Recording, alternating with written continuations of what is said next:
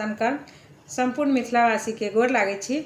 अखन हम अहाँ सब लग बीच में उपस्थित भेलहुँ हँ सत्यनारायण भगवान के कथा के विधि और विधान लऽ कऽ। ओना तो ई कथा के विधि विधान हमरा हिसाब से सब कोई जानैत हेतै, लेकिन तैयो बहुत लोग एहन छथिन जे अहाँ जेना देश विदेश में रहि रहल छथिन और पूजा केना करी की चाही तऽ नहीं बुझल छै, तऽ तिनका सबके लेल हम ई छोट सन के वीडियो बनबै छी। अहाँ सब देखू, जँ नीक लागे तऽ अहाँ सब हमर चैनल के सब्सक्राइब करू और लाइक कमेंट के द्वारा हमरा बताउ जे अहाँ सबके केहन लागल। तऽ सत्यनारायण भगवान के पूजा में की होइ छै, केना होय, कहिया करक चाही।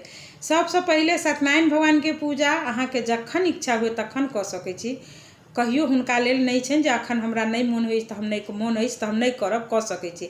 लेकिन संक्रांति और पूर्णिमा के लोक बहुत व्रत करै छथिन तऽ ओहि दिन मासे अहाँ के संक्रांति करै छथिन। तऽ कतेक लोग पंडित के बजा कऽ करै छथिन, कते लोग अपने से कथा कऽ कऽ पूरा विधि विधान के साथ करै छथिन, जेना कि हमहूँ ओहिना करै छी। तऽ हम केना करै छी अपन विधि विधान अहाँ सबके लग बताबऽ के कोशिश करै छी। जै दिन संक्रांति रहैया, संक्रांति के दिन हम सब जे ओरियान में की होइए से अहाँ के बतबै छी। सबसे पहले पूजा करऽ के दिन में अहाँ के मंडप, सुंदर सन के मंडप सजावऽ के लेल केरा के पात चाही।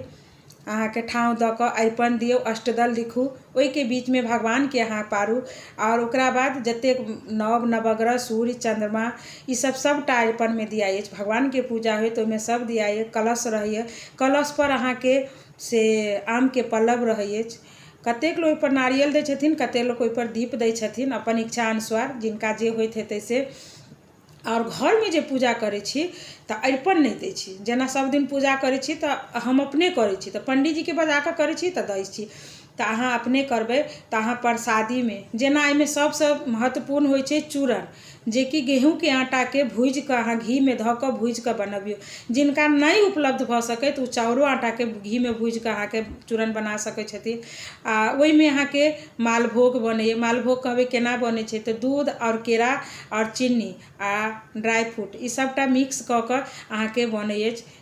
मालभोग ओकरा कहै छै। आ जँ ओहिमे अहाँ चूरन मिला देलिए, दूध केरा आ ड्राई फ्रूट चीनी आ ओहि में जँ अहाँ चूरन मिला देलिए तऽ ओ भऽ गेलै अहाँ के घोरुआ प्रसादी। अपना सबके भाषा में कहै छै घोरुआ प्रसादी।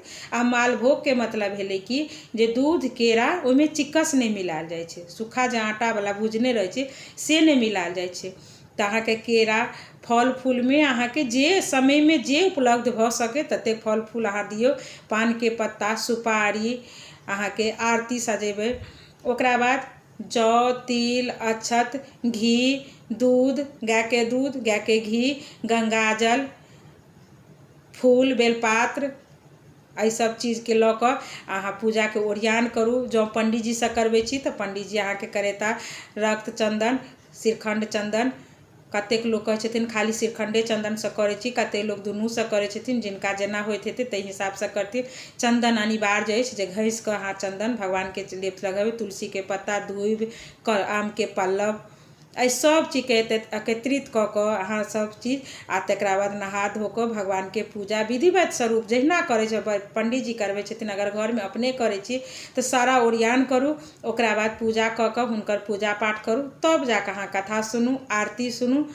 तऽ इएह छला जे विधि में अहाँ के की चाही। तऽ हम अपना हिसाब से छोट सन के वीडियो बनेलहुँ जे अहाँ सबके जरूर बुझल हैत। आ जँ एहिमे कोनो त्रुटि भेल हुए तऽ बतायब। ब्राह्मण के बजबै छी, ब्राह्मण के बिना दक्षिणा के नहीं होइ छै। ब्राह्मण के दक्षिणा दियौ। ओकरा बाद अहाँ जाकऽ जखन भोजन करबै छियनि हुनका, भोजन करेलाके बाद हुनकर भोजन दक्षिणा अलग होइ छै और हुनका पूजा जे करबै छथिन तकर दक्षिणा अलग होइ छै। भगवान के कपड़ा चढ़ाबऽ के लेल चाही सेहो होइ छै। तऽ एहि तरह अहाँ के और पूजा अगर शक भरि हुए तऽ साँझ के काम में करू, नहीं तऽ अहाँ दिनों में करा सकै छी। आब दिनों में होइ छै जखन इच्छा तखन भए जाइ छै। लेकिन अगर नहीं कोनो अछि, समय अछि, कऽ सकै छी तऽ संध्या काल में सबसे उत्तम। ओना अहाँ जखन इच्छा हुए तखन सत्यनारायण भगवान के पूजा विधिवत स्वरूप अहाँ सब कऽ सकै छी। तऽ इएह छला छोट सन के वीडियो बनेलहुँ हँ। जँ अहाँ सबके पसंद हुए तऽ अपन आशीर्वाद के रूप में लाइक शेयर कमेंट करऽ नहीं बिसरब। जँ चैनल पर नया आयल छी तऽ सब्सक्राइब करब। सब गोटा से आग्रह करै छी। फेर से गोर लागै छी।